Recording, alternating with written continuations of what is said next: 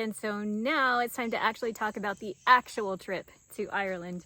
So, so there was so much leading up to the trip, and so it was months leading up to the trip before it finally came into fruition. It's time to go. So there were 3 of us, and you know, of course, I had some nerves because, you know, I knew we were gonna be renting a car and driving on the other side of the road, and you know, all of these things. So you know, just going with the flow with it. So it was an overnight flight, and as we arrived, you know, early enough. It was basically morning because it's an overnight flight, and we had all day, and we didn't want to spend all day, you know, sleeping. So we decided that what we were going to do was do a tour. And so our first place on our list that we were going to go to was New Grange and Dowth. And we found this cute little cafe in the sort of tourist place where you register. And, you know, after having a nice little meal and plenty of coffee to wake up, we made our way first to Dowth.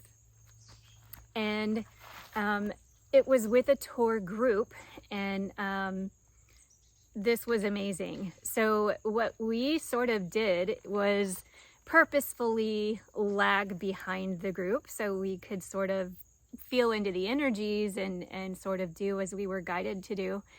And so the first thing that we did was we climbed one of the mounds in Dowth, and there was a little walking area where you could walk all around the top. And you know, each of the 3 of us were sort of following our own guidance. And in the middle of that mound, there was a little rock, just a small rock. And I sat on that rock because I felt guided to sort of go into a little meditation. And as I closed my eyes and sat, I felt how easy it was to connect to spirit guides, to the spirit of the land, for, you know, whatever spirit wanted to come and give any kind of message. And so the message came in very clear. It was interesting what was coming in. So what I was shown was that, you know, there's the knowledge that movement and time are connected.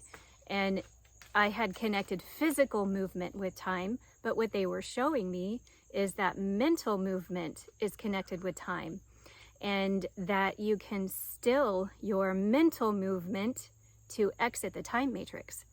And I was like, oh man, that's pretty cool information. And then they were like, do it. And I was like, what? I can't just like do that now. I'm in a tour group. I've got to like, you know, stop meditating and leave and, you know, continue with the tour. But the connection was beautiful and the information was beautiful. So I had just, you know, I told him, okay, I can't like go into all that right now, but thank you for the information. And then after that, the 3 of us met at what is called woodhenge. And I think I'm going to be showing pictures throughout this story so you can visualize what I'm talking about. But it is wood posts that are arranged in the same formation as Stonehenge. And so the 3 of us met there. And one of my friends, she was guided to draw in the sand a triskelion. And a triskelion is 3 spirals together, but one of them was turned the other way. So the spiral, generally in a triskelion, all the spirals are going the same direction. But in this that she drew, one of the spirals was going the opposite direction. And with the information that I had received about spirals prior to this trip, I then understood why she did that, because depending on the direction of the spiral that's what determines the direction of the movement of the energy. So when you have spirals going in different directions, then you have like the up and the down versus all just one direction. So then the 3 of us, each of us stood on one of the spirals, and we joined hands together and kind of connected all of our energies together in this movement of energy that is multi-directional.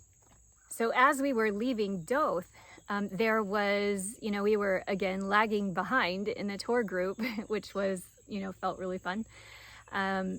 As we were walking back and the tour was ending, there was this forest off to our left that we saw, and it just looked so inviting. There was this, it just looked so beautiful. And so we're like, okay, we're gonna just like sneak off from the tour group and we're gonna go into this forest. So the three of us, we look at each other and we look at the group ahead of us, and we're like, okay, they don't see us, they don't know that we're leaving, so we're just gonna leave. So we acted like children and ran off into this forest. And as soon as we walked in, we just felt the energies of the Fae so strongly. And we like to carry like little crystals around with us and plant them wherever we're guided to plant them, like all around the earth. And so we finished up that part of the tour, and we then went on to New Grange, and they're very close to each other. So we went on to New Grange, and what was, again, with a tour group, and what was interesting is once we got in there, what they do is a simulation of what it's like to be in New Grange on the winter solstice, because it is on the winter solstice where the sun will shine directly into the hole, or the entrance into the inner part of New Grange.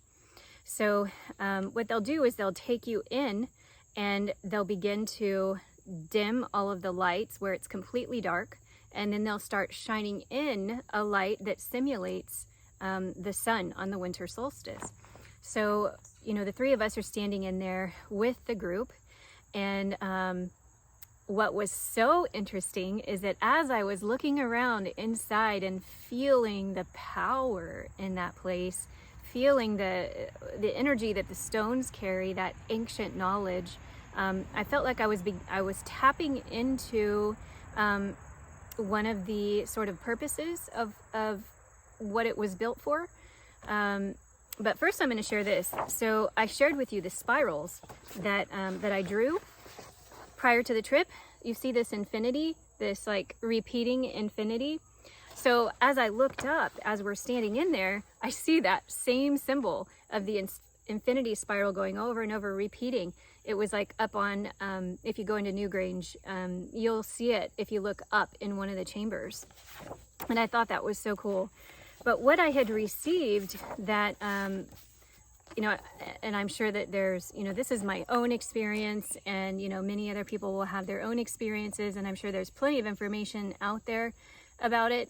But one of the things that I personally was picking up on, that one of the purposes of why it was built, at least one of the energies that it carries, is that it's like a womb.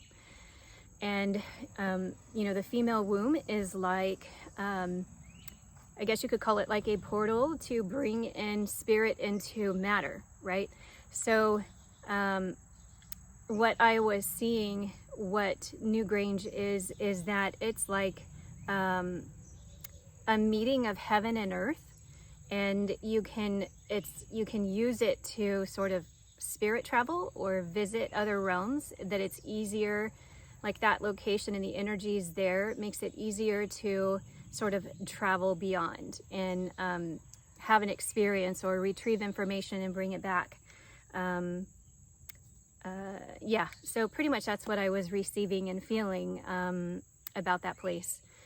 And of course it was awesome to see all of the spirals that are carved all over that place.